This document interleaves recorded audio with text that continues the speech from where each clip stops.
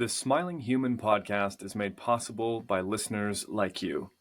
If you would like to experience more of these shows into the future, then please consider becoming a patron at patreon.com/thesmilinghuman. Hello, and welcome to The Smiling Human, where collectively we evolve through inquiry.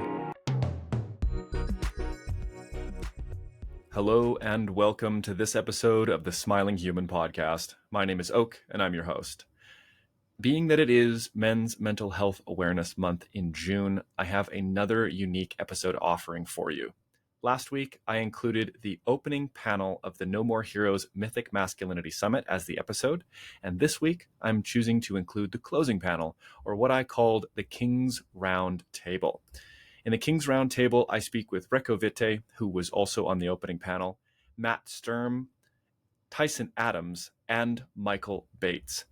Each of these men gave their own talks during the summit and have a varied, insightful, and useful perspective on a variety of different topics relating to men's work, men's development, masculinity and culture, and the road ahead for men as a whole.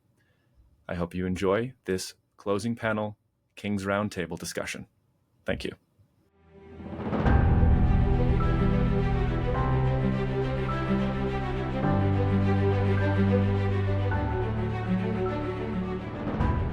The time is now.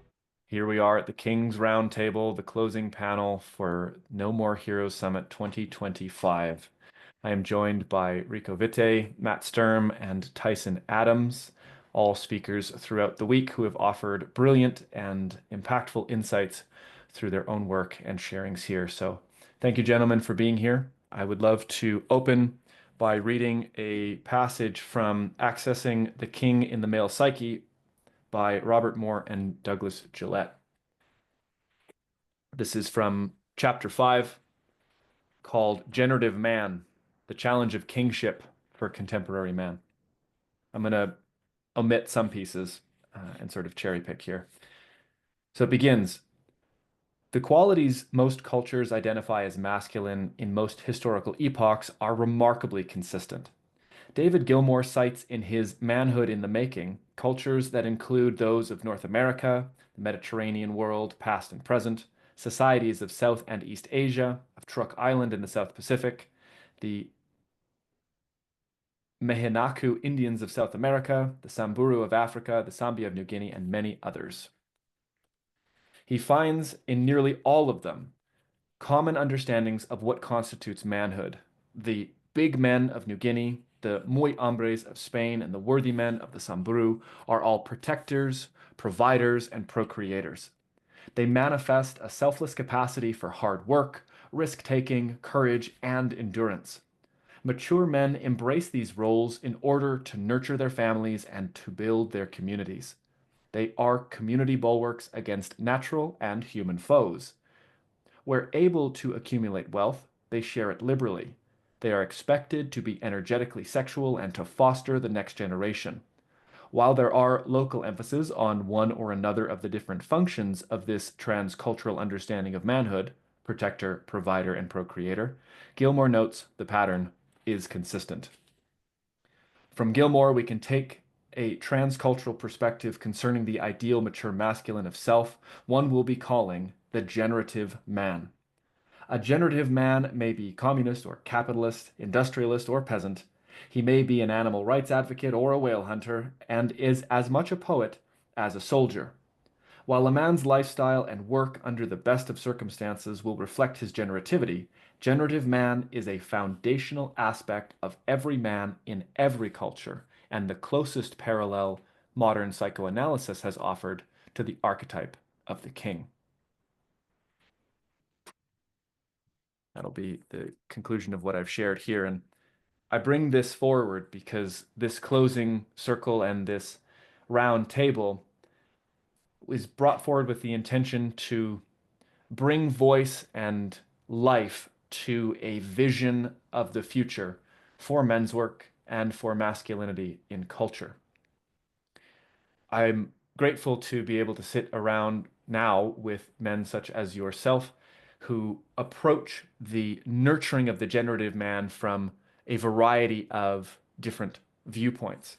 So what I would love to open into here, and perhaps we can speak to it one by one, is perhaps what is it that is impeding us as men currently, internally or externally, from accessing this generativity? What do we see is getting in the way? And whoever would like to speak, we can start from there.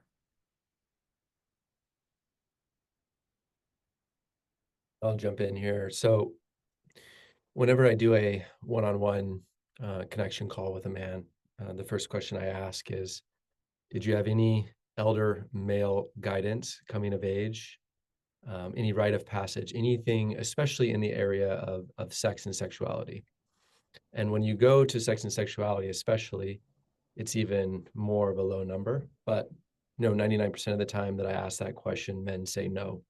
So we are effectively a rite of passage-less culture, and it's dying in every part of the world as technology and English dominates. And the next question I ask is, when did you first see porn? And for me, it was 11. Well, 9 and then 11 with the internet porn. And most men that I work with, I would say, again, probably 98% of them, unless they're older, saw pornography before they even had a real partner, an actual human kiss or any engagement. And some men, it's only a couple months, some men, a couple years, some men, the other day, there was a man that was 14 years of watching porn before he actually had his first relationship. So I think our normal rite of passage that is long gone is being replaced with social media. It's being replaced with pornography. And that is having a massive direct impact on us. Your word was impeding for us to actually step into the embodiment of any of these archetypes ultimately. And so we're kind of a culture that's stuck in the shadow aspects of each of these. So yeah, that's kind of my first inkling when you ask that question. Thank you, Tyson. Mm-hmm.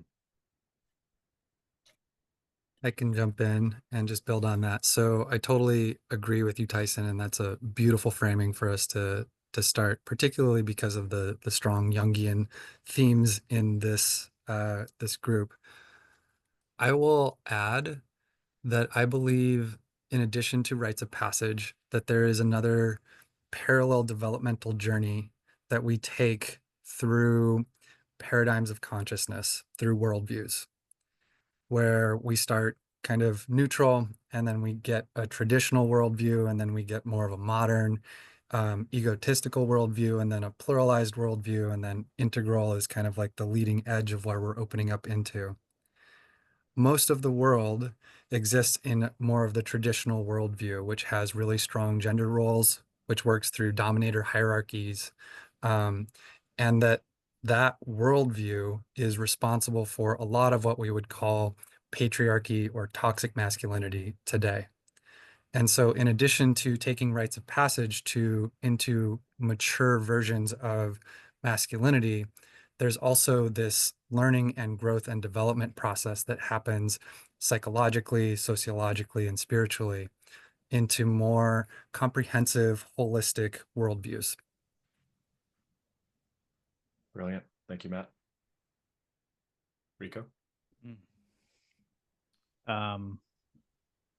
Yeah, great answers so far. I would just say the only thing to really add that I see is I think what men are really craving is a place to be creative, and the word generative I see as being synonymous with creative, right? But not just creative in the sense of having your hands busy, or doing a little doodling here and there, and maybe write a simple poem once in a while, but like having something that you're creating and bringing into the world. I find that the inquiry most men have brought to our men's groups is that what am I here for? What am I here to give? What am I here to do? And that's the question of like, what is your purpose, what is your place in the world, is something that can be reduced to just like, what's your task, what's your, you know, um, pick from the like menu of selection, select something from the menu of options of purposes in the world, like start a retreat center and guys just kind of latch onto something. But like a real deep inquiry into what do you want to create, what gifts are yours to give the world, is something that well, for starters, I don't think our public education is generally fostering that very much. And so by the time we reach adulthood, we've wasted all that time developing essentially no useful skills to bring those gifts into the world. And on top of that, it's very common for men to feel a strong sense of resentment towards the world for their experience so far. You know, Tyson brings up a really amazing point. I've been a fan of Tyson's work around like porn addiction for a number of years now. And I think that's a huge part of it, like just draining your essence constantly. You know, feeling antagonistic towards women, or you know, just being stuck in lust and forgetting what true yearning and true desire feels like. So I think the creative potential in a lot of men is being like squeezed into hollow entrepreneurial pursuits at best, and at worst grinded in the gears of industry in a job that doesn't have anything to do with their innate gifts. Thank you, Reko. All very powerful points. Welcome, Mikaal. Thanks for being here. Made it through the traffic jam. Apologies, gentlemen. All good. We're happy to have you. Some of the pieces here, we're just, Mikaal, for your, to catch you up, I read a little piece from The King Within, and we're addressing the question, what is stopping men from accessing their own generativity, either internally or externally? And Tyson was speaking to the lack of rites of passage as one impediment. Matt brought up the notion of the necessity of being able to move into broader and perhaps more nuanced and wise levels of consciousness, that as we might say ascend or deepen, we have a greater access to that generativity.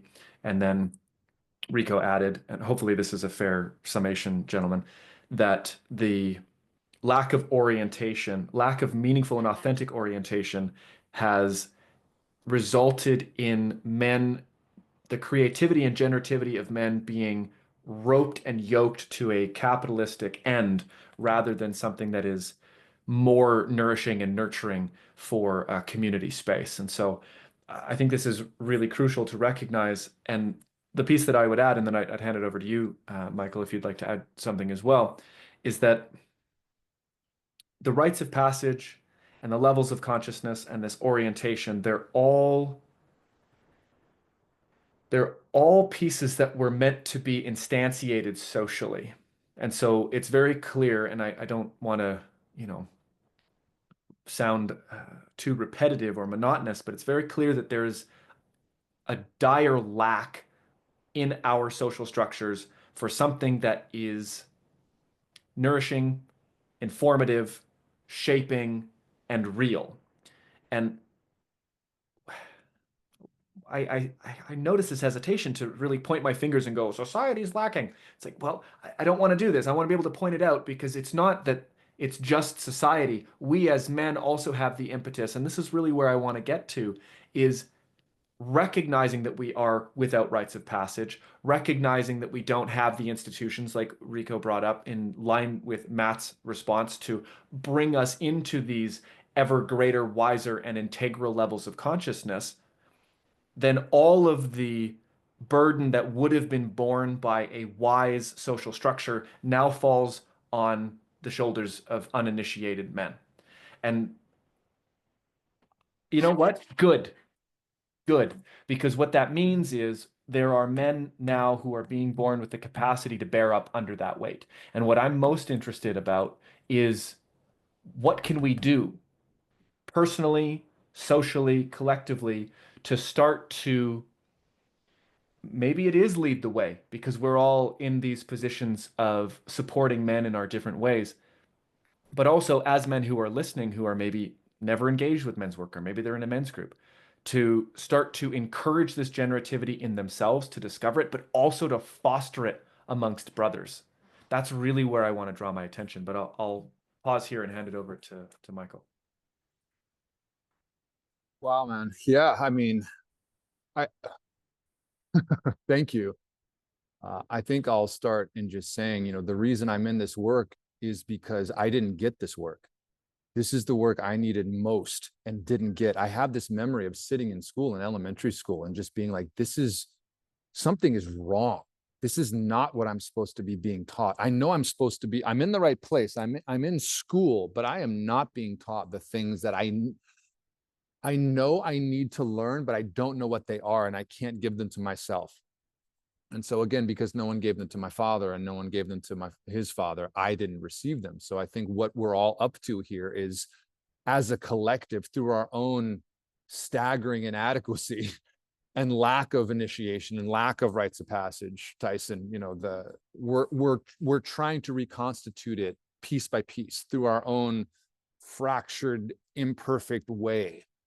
And I think this is how it happens. This is how it comes back into the space. Those of us who have been willing to be the tip of the spear. The tip of the spear is the first thing that gets blunted on impact. It's like taking it for the team, maybe. So yeah, I love that is a big part of it. And I know one of you gentlemen mentioned permission as one of the big things that we're missing. I think that's it. I think men don't trust themselves generally. So if men don't trust themselves generally, it's very natural to mistrust yourself with power or leadership or a crown or a throne or a sword.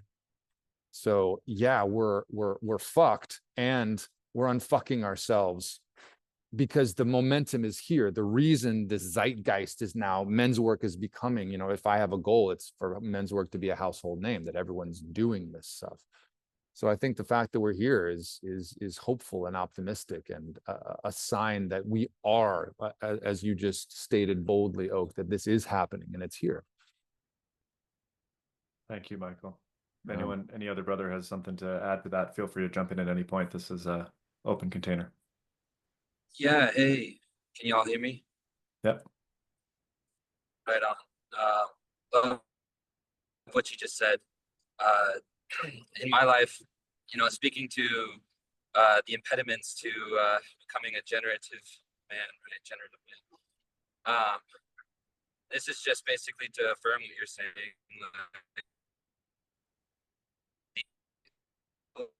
We're losing your audio there, Andrew. It's pretty broken up. I'm not sure if you can still hear us, but I don't know.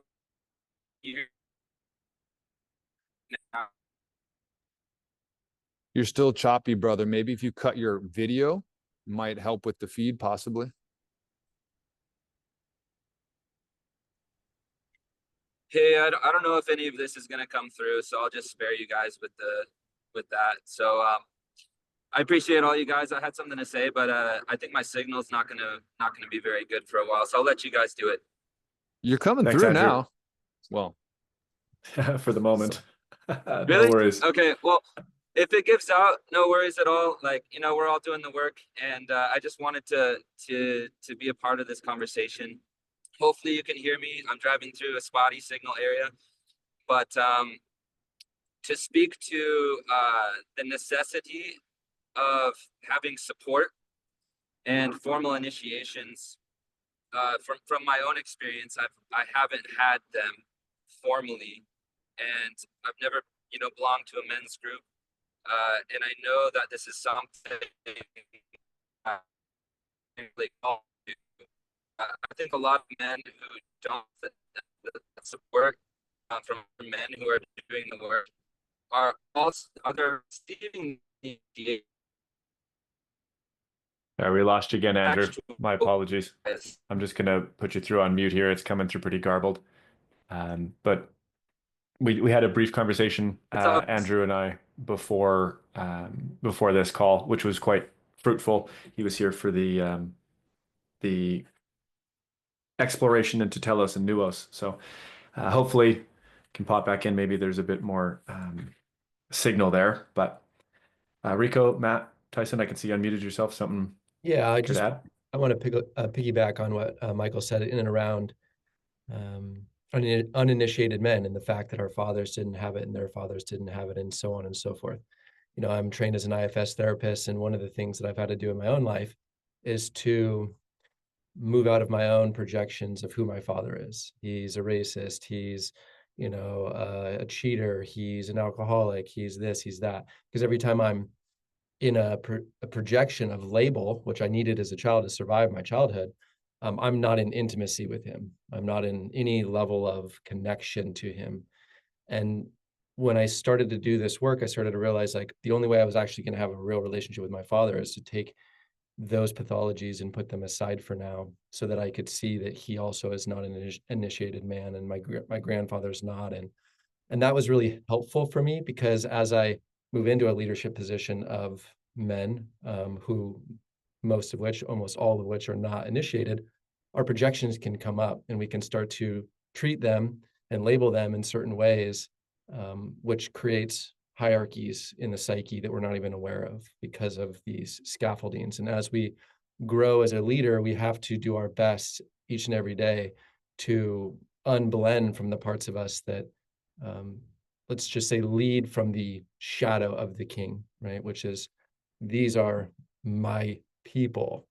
These are my clients. These are my whatever initiates in my rite of passage movement that I'm doing. Well, we're uninitiated. And so who are we to actually initiate anybody else? And so for me, as it relates to sexuality, especially, I'm constantly challenging men to initiate themselves, right? If we don't have anybody to help us with that, then what does a mindful masturbation practice look like?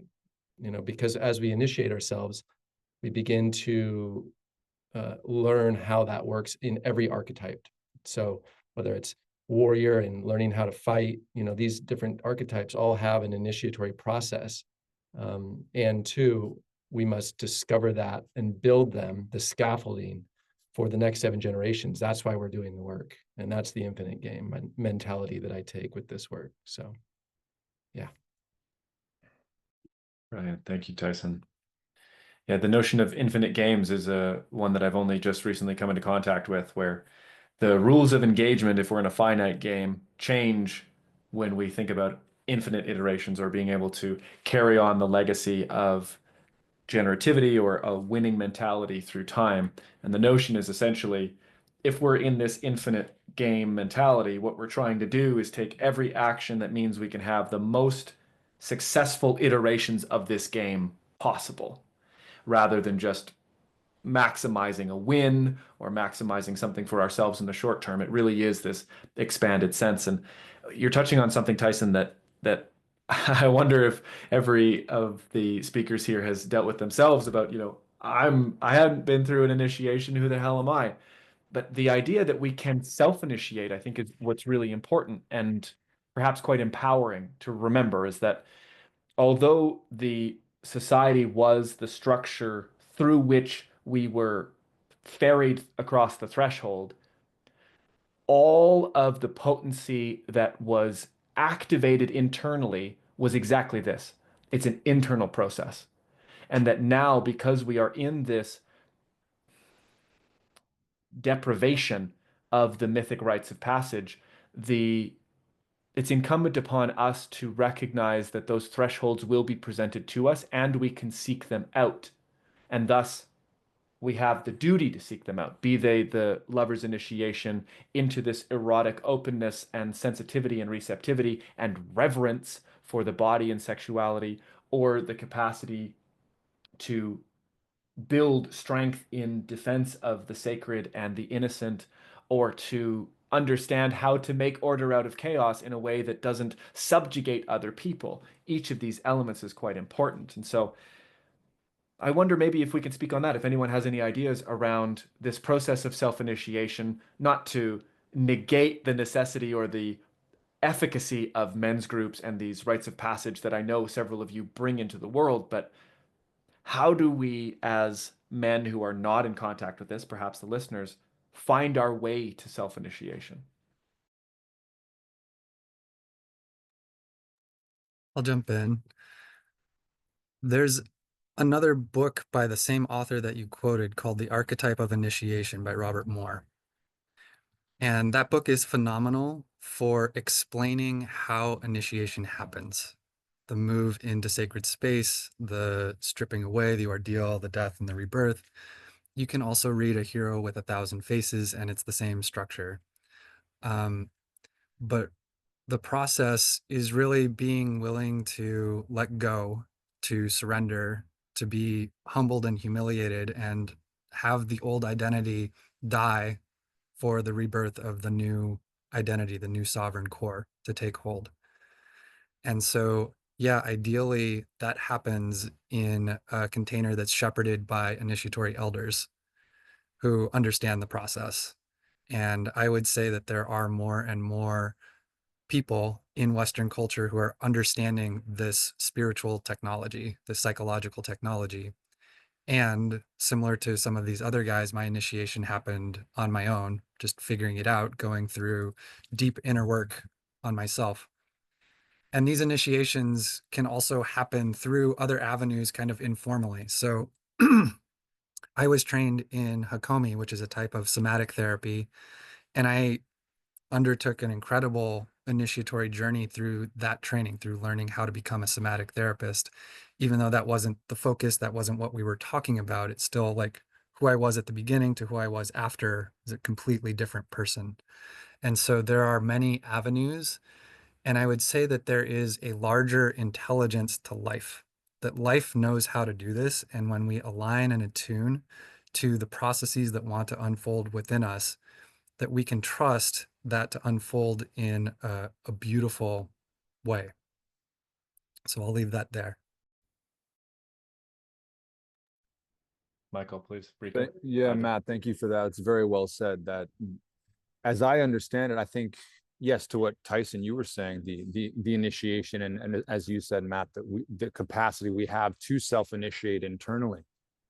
And the predicament that I see playing out in our culture is that at the same time, we as men can't initiate ourselves in the external sense of what the initiation of the collective masculine is about, and the requirement of ritual elders, the requirement of the creation of sacred space, and going through that external transformation. That's the mirror of what our sisters go through in their internal rite of passage. And so the predicament, right? How do we initiate ourselves, and we ourselves who have not been initiated now presuming to initiate others? It's like the blind leading the blind in some way, but I think this is how we're reconstituting the wisdom. We're pulling it back in together. And so, at least for me in the work that I do, and having been both, having not been initiated and initiating, and then being initiated and still feeling like, did I initiate? Like, did it happen? Am I there yet? Did I get there?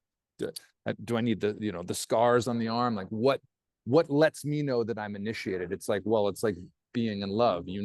I know I am initiated because I say I'm initiated and I act as such.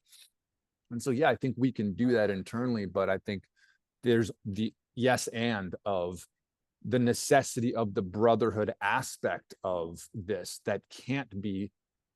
There's only so much I can do on my own. And that is, I love that you brought that up, Matt, because that's what we talk about in the King's Code. It's like the necessity of the hero. The boyish hero has to be humbled and be humiliated in a way. And then from there, learn how to ask for help from the collective, to where now he through that process becomes the steward of the community and the guard of the community versus just himself, his own work, his own initiation, and passes it forward that way. So I know I saw you unmuted. Is it Reko?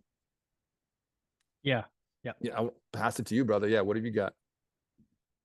Yeah, I mean, I I intentionally kind of left myself on mute. I was just appreciating all the different elements that have been spoken to, and what I think is still on the table here that I could contribute is like, one thing I heard said is like, our fathers didn't initiate us, but I'd like to throw in here that it was never actually meant for the fathers to be the initiators, to be both there's a great James Hillman has a lot of great work on this, but he says, we look for mentorship in our fathers and we look for fathering in our mentors. And that's what creates so much suffering in men as they go through this initiation, where they'll hang around with a guru for years looking for him to replace the fathering they didn't get. And then they'll resent their father for not giving them the mentoring they needed. But those are two different roles. You know, the father is meant to keep you alive. The mentor is meant to push you to the edge of your own demise and see what you're made of. So now we can kind of say like, yeah, there's a lack of mentoring as well, a lack of mentorship out there, but also there's a lack of seeking mentorship, and that creates a lack of mentors. The mentor has to be sought. And what I see right now is a lot of men looking for mentors, and that's a really hopeful and inspiring thing for me. There wouldn't be a conversation like this if there weren't people looking for a conversation like this. And not to like, you know, put myself up on a pedestal and say I'm a mentor for men, but it's a conversation that's generated around like everyone here has been looking for mentorship, I'm assuming, for quite some time. And then when you get to a point, it's like, you know, Mikaal said he wants men's work to be a household name because everyone's doing it. Everyone, this kind of work you do long enough, and then you have to turn around and help those coming in behind you. And it's you know, not necessarily the kind of thing that a father can offer a son. It's not the kind of thing we should ask a father to do.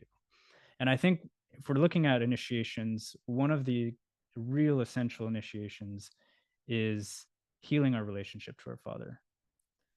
That doesn't mean you got to become best friends. He might not even be still alive. He might have done horrible things, but the internal relationship that you have to your father is going to either become a foundation for you as a man, or it's going to be the thing that keeps you from really being able to step into the world as one.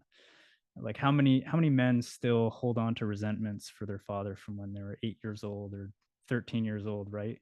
Well, you're living in the world as you're stunting your own maturity and your own development in that way. So I think to approach initiation, we have to look at the father, and we have to unburden him from any inadequacy or any fault in our own initiation process.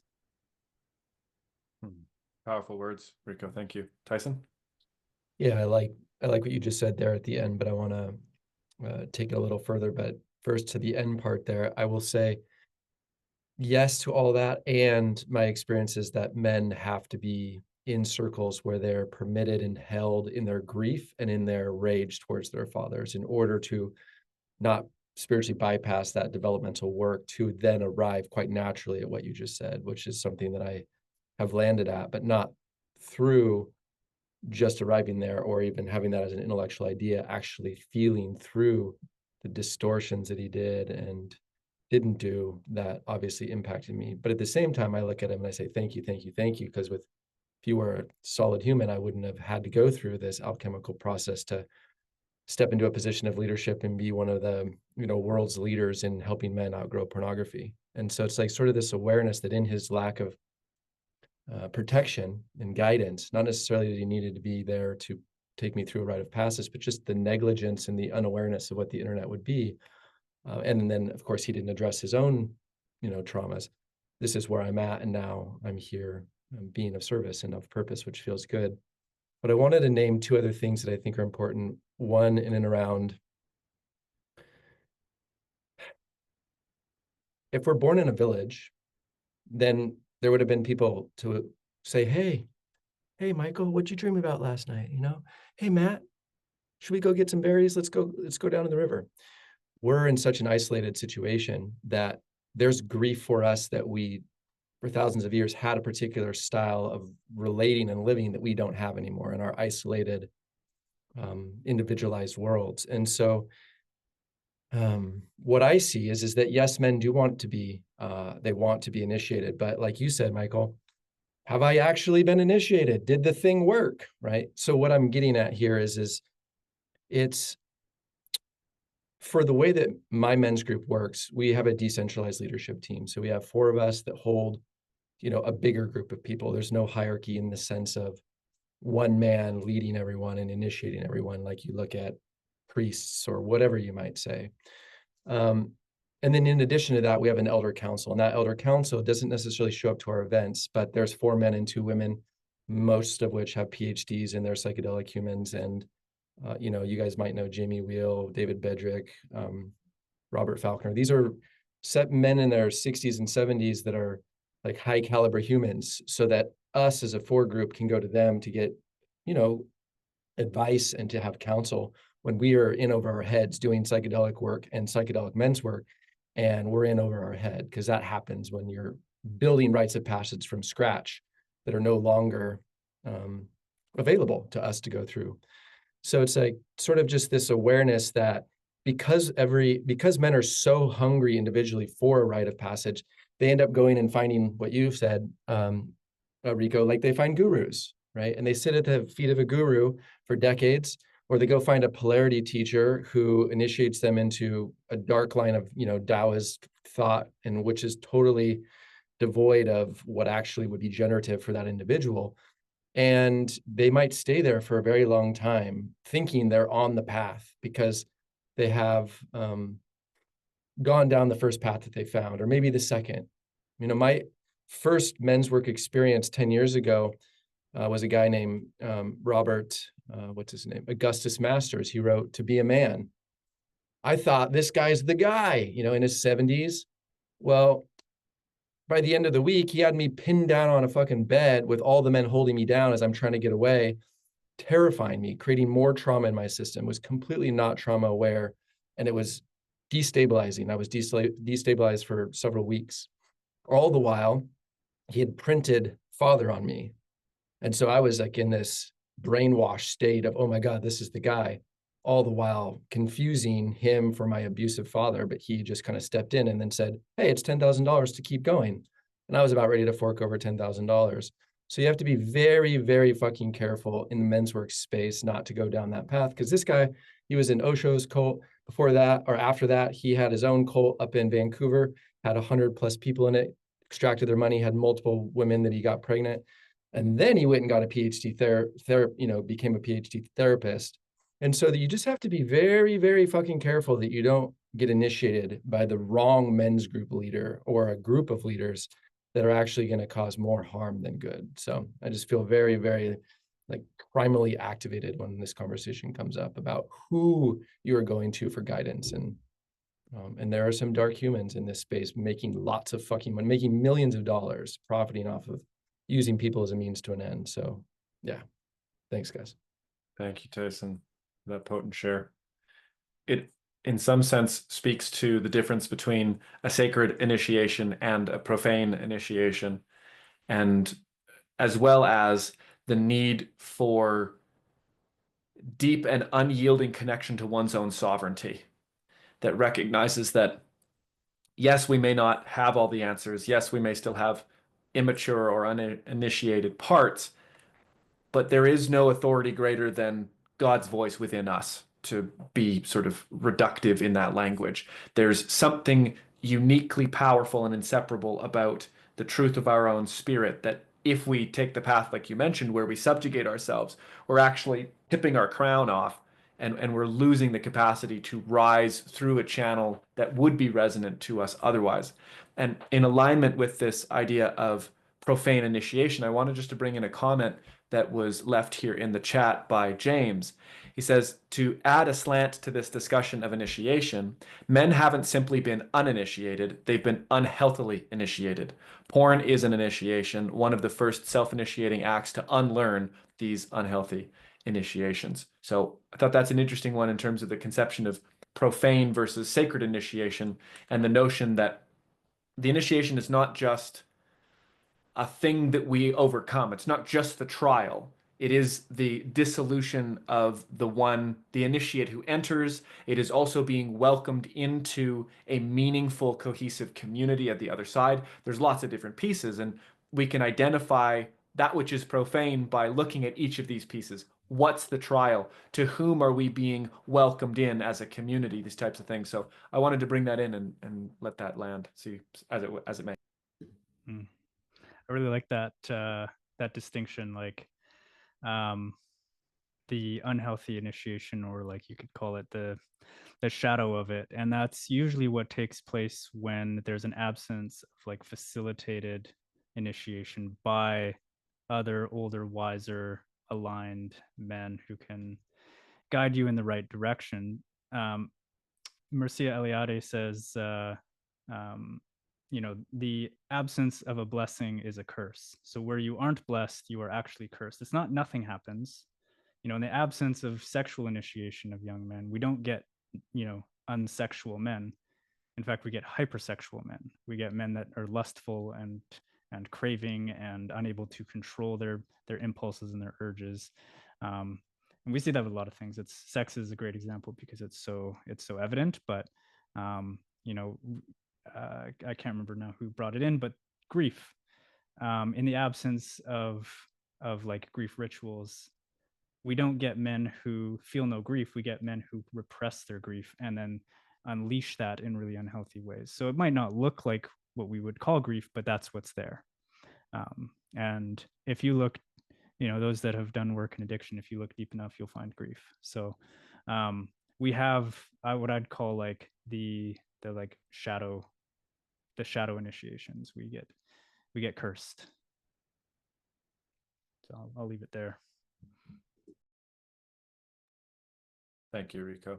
I'll just say something very briefly to add on that.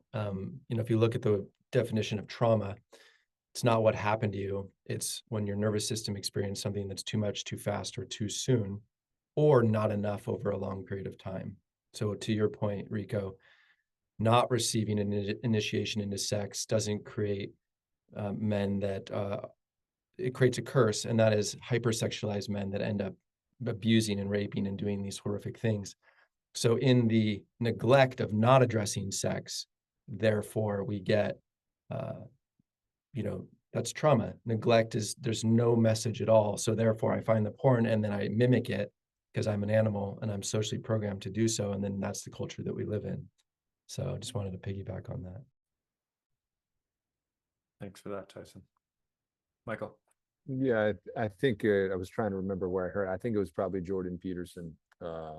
He said something that stood out to me in this sense of all boys join a gang. Like it's just what boys do. It's our job to make sure it's not the Bloods and the Crips, that it's the math team or the basketball team or something like that, that there's something in us that does go through that. And I think that's a big thing of what I see in my own work, and that it's not just that we haven't been taught the skills of intimacy, that we haven't been initiated, that we haven't been educated in this way. We have been diseducated by the shadow patterns of our parents that have been imprinted into us. We're not just starting at zero, we're starting at less than that. And so yeah, it's like without the presence of the king, it's not just the absence of the king, it's the presence of the devil. It's like it's king, or it's not nothing. It's not king or nothing. It's king or the opposite of a king.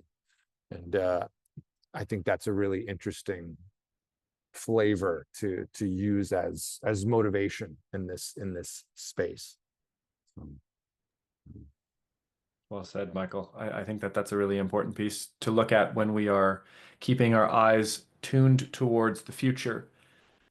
Specifically for men's work, but masculinity in general, is that, blessed be the fact that we in fact are seeing more and more of this work taking place. We are in some places gaining more initiatory elders, and that these teachings are becoming more conscious and more prevalent. And I mean, I'm so grateful for this. It also seems that what is not optional is that every man who has even a gleam of understanding of this can really take what has just been said to heart. That if we do not activate the healthy aspect of this masculinity, if it's warrior, lover, magician, king, or any of the other numerous archetypes that are present in the psyche, the opposite is not absence, but it is the shadow that will come and rise to take its place. And so this speaks to responsibility, and it also speaks to purpose. We spoke briefly, Reko brought up in your opening comment about needing a purpose and sort of grabbing on, oh, I'll be a CEO, or I'll be a this or a that. Recognizing that the purpose is this is going to sound so cheesy, but to be all that you are, all that you could be. And that if we do not recognize that the consequence isn't just unlived life, but it is a quality of life that is lived that is actually detrimental to our relationships and the progress of our culture, the health of our culture. And maybe this feels like a big cross to bear, but it's not that we need to fix it for every man. It's that we, as an everyman, need to recognize that in ourselves. Where have I neglected? Where have I shied away?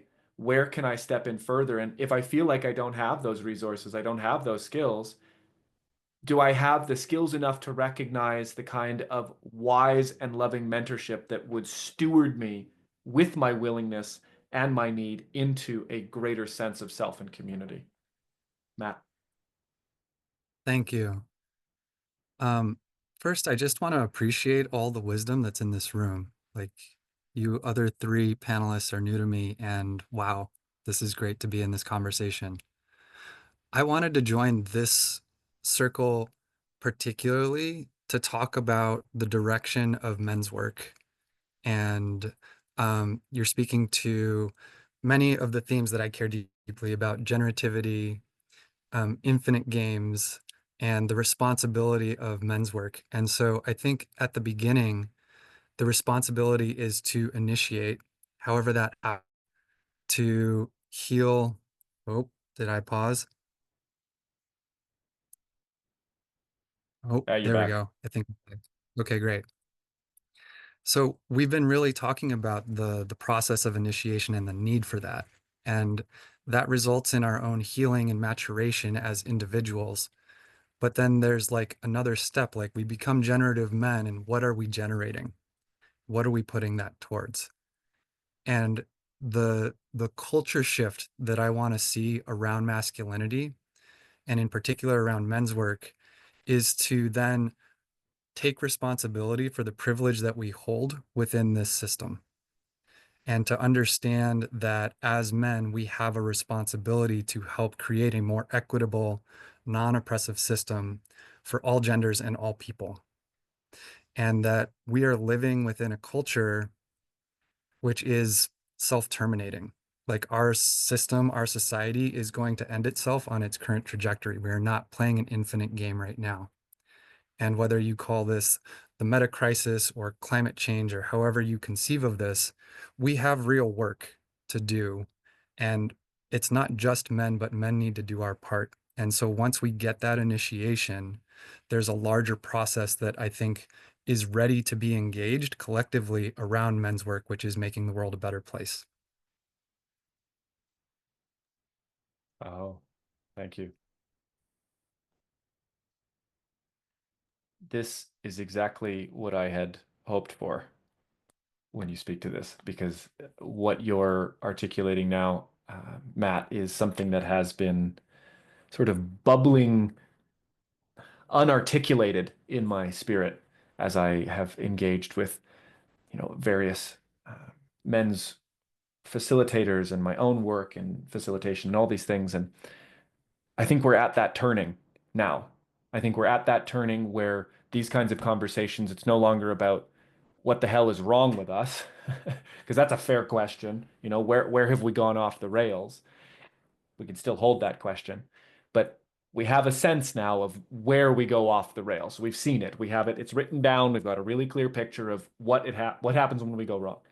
And so it becomes a question now of, we know where we go wrong. We can identify the aspects of ourselves that lead to that. That is to say, the uninitiated pieces or aspects that lead to A, B, and C types of failures.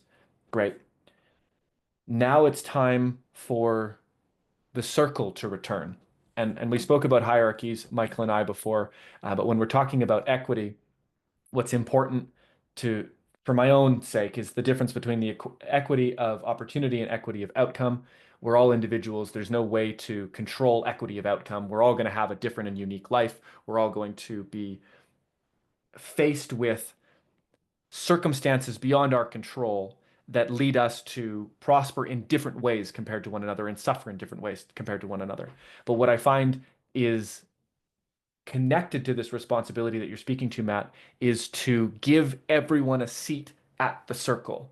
And that's a really wide piece. We speak about privilege, and it's an interesting and very hot button topic. I like to think of the ideas of rights and responsibilities, right? With every right, there's a responsibility. You don't get rights without responsibilities.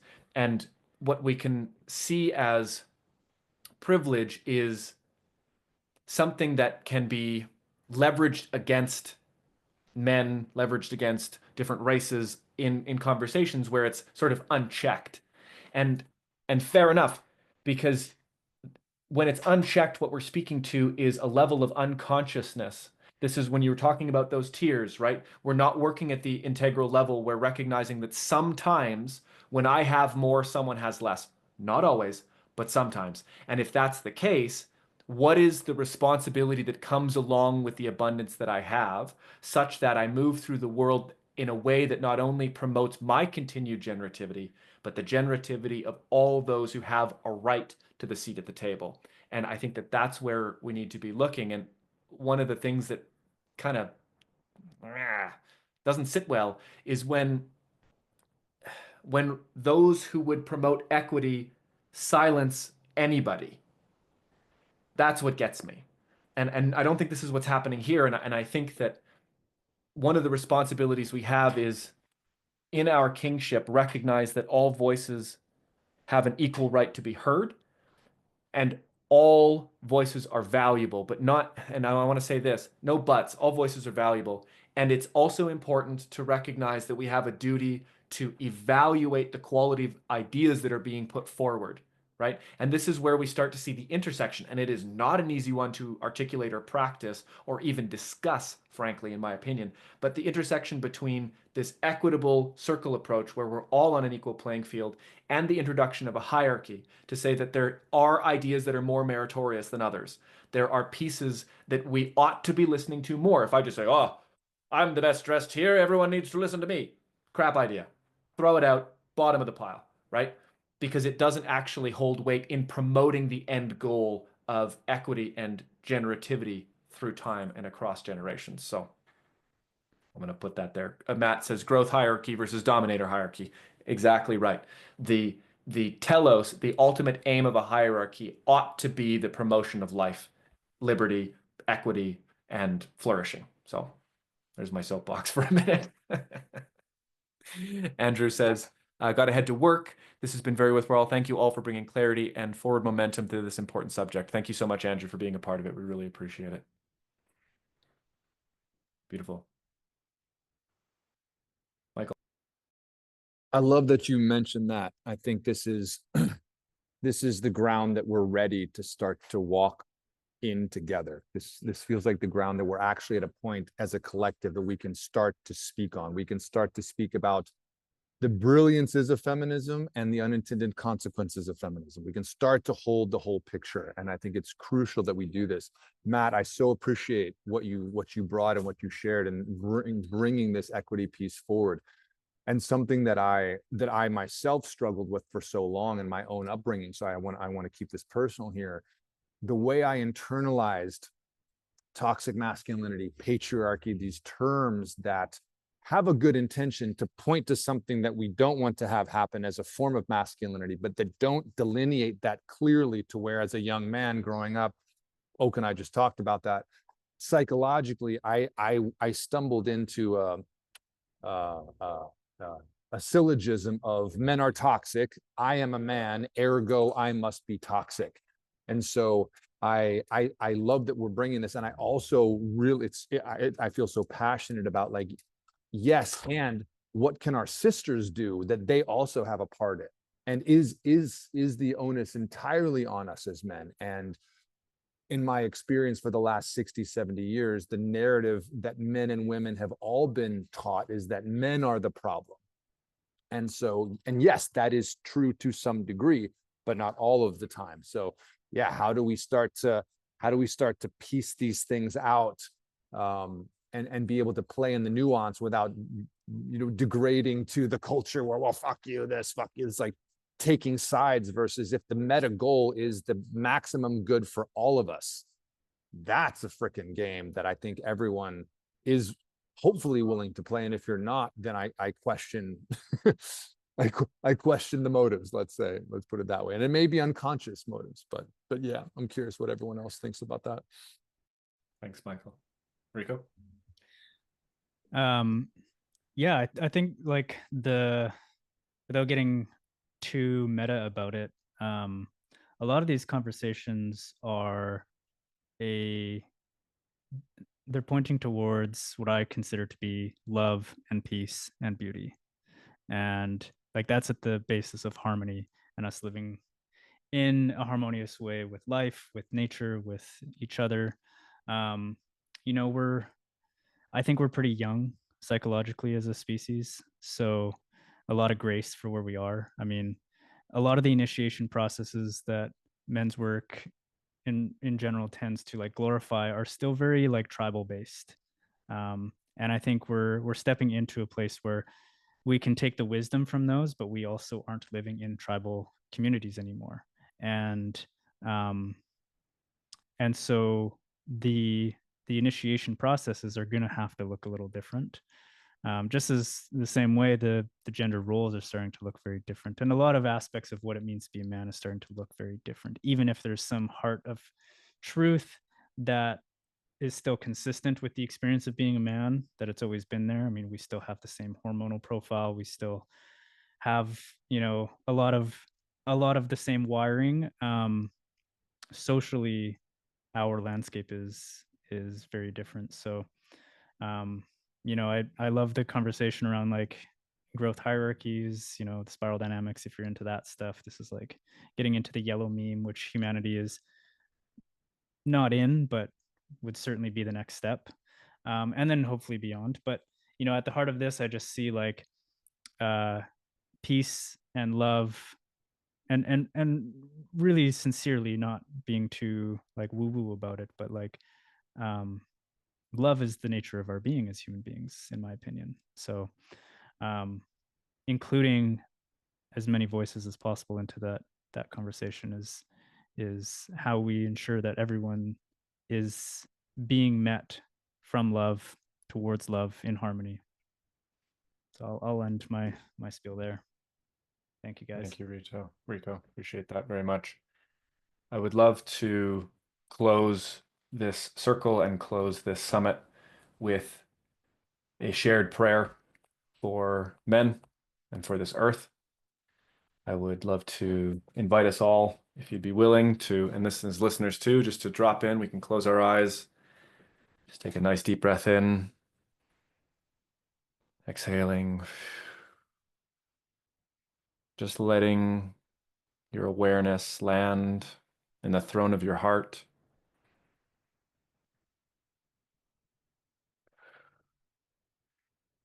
Here in the body. And what I'll invite from each of the speakers here in turn is to offer maybe a word or a sentence of prayer for the men who have listened here over this summit, the men who couldn't make it or who never made it for various reasons, and for the future generations of sons and brothers who are ready, who are excited to be welcomed into a conscious circle of men waiting to hold them. The prayer can also be for our sisters and for the whole of this planet as well. So just staying in that throne here, I'll call you one by one. I don't think I can unmute you, but just staying in that space. Reko, if you'll start us off.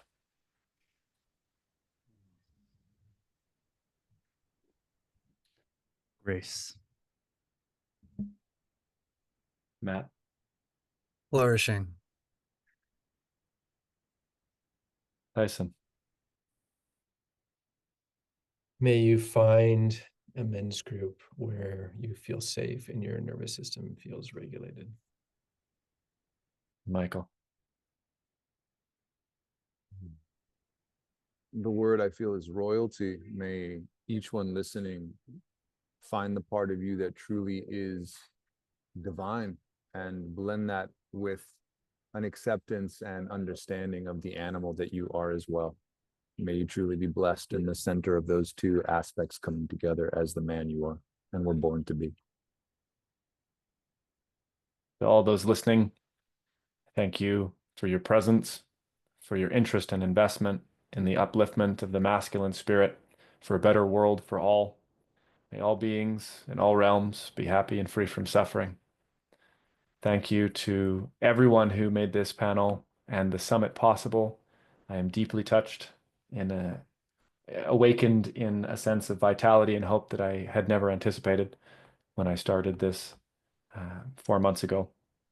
So thank you, Reko, Matt, Tyson, Mikaal, and all of our guests here, Gregory, James, Alan, Jeanette.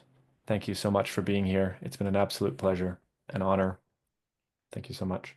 And thank you, Oak, Oak. thank you to for you, bringing- yeah, for doing this and making this possible. Yes. Mm. What an incredible group of men that you've gathered. I've been very, very honored to be included amongst you. So thank you, Oak. Thank you for including me, and thank you everyone else for making this such an epic offering. Beautiful. If it feels comfortable and available, I'd love to open the floor here to our listeners. If there's anyone in the audience here who has questions or comments for anyone or the panel as a whole. Jeanette says, thank you everyone so much. Thank you, Jeanette. You've been an integral part of this summit and your presence has been deeply appreciated. Thank you for being here. But please, the floor is open to anyone with questions or comments.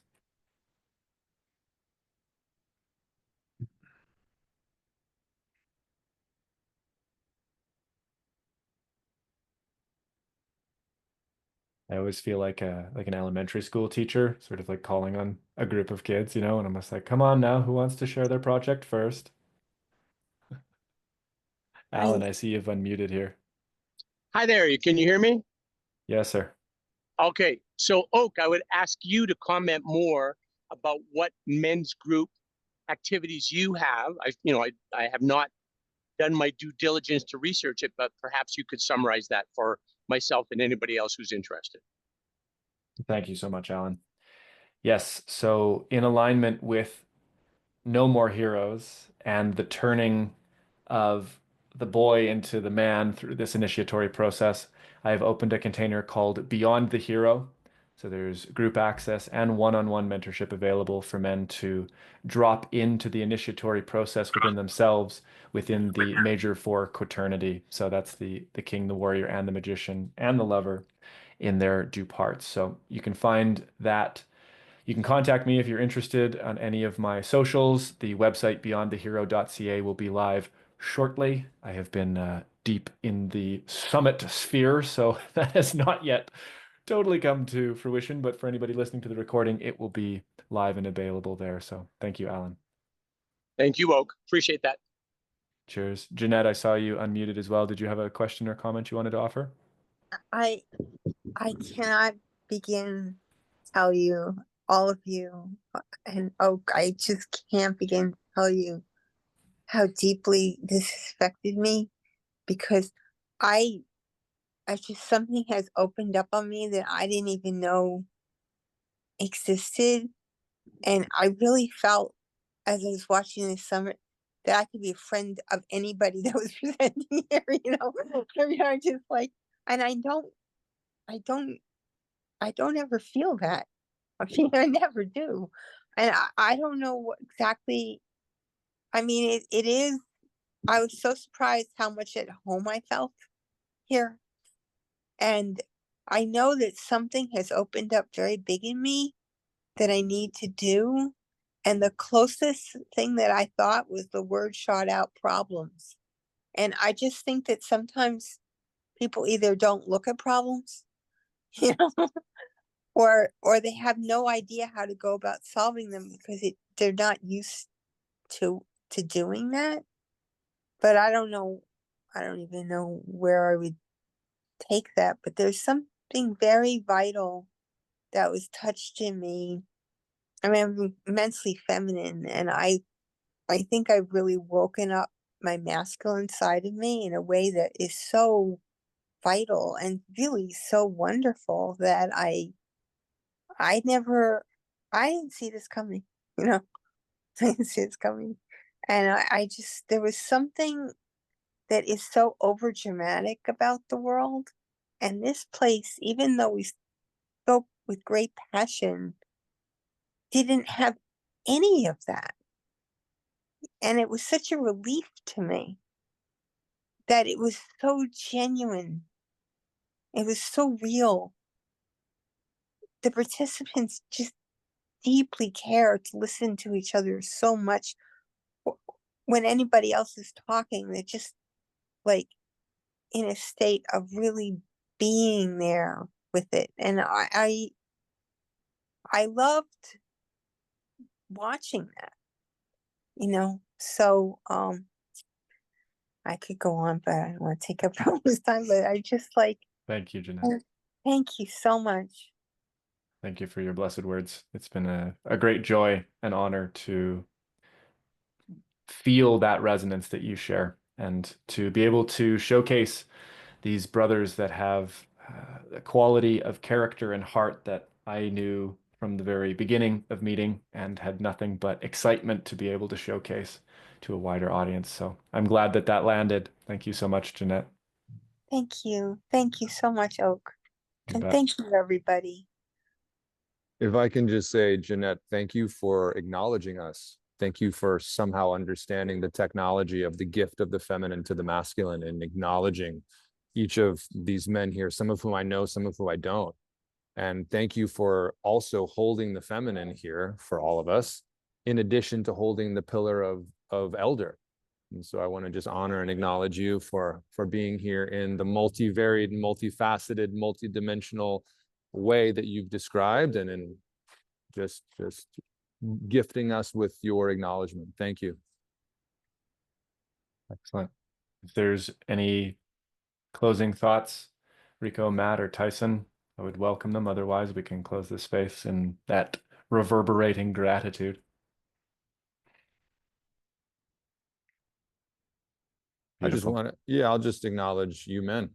It was an honor to be here with you and to feel your potency and your power and the aggregate of what you have committed yourselves to learning in service of obviously your own initiation, the absence thereof, and what it is that I feel each of you holding. So thank you for, I'll project onto you a little bit. I know how hard it was for me to get to where I am now. And so thank you for what you've been through to be here, as Jeanette pointed out, in a very nutritious and generative way.